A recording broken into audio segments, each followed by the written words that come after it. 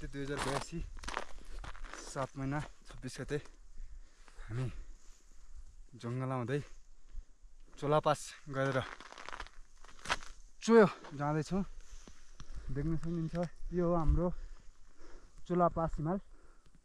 अब केही छिनमै हामी चोलापास गर्दैछौँ। अझै एकदमै आइस छ, हिउँ पनि छ, जाडो पनि त्यति नै छ, एकदमै गाह्रो छ। अब यसको 1 घन्टा वा आधा घन्टामा हामी यो चोलापासको हिमाल लाग्नेछौँ। त्यसपछि एकदमै ओह्रालो आइस छ र आइसमा हामी हिँडेर आज गोकियो जानेछौँ।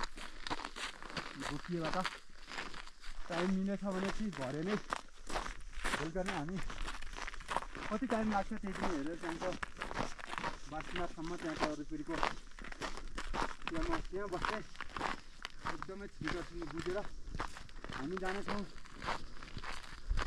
चोयो बेस क्याम्पसम्म। यदि टाइम मिलेन भने हामी भोलि बिहानै फेरि यही टाइममै उठेर फेरि चोयो बेस क्याम्पसम्म पुगेर फेरि ब्याक रिटर्न हुनेछौँ। एकदमै गाह्रो छ, आइस छ हिमालमा।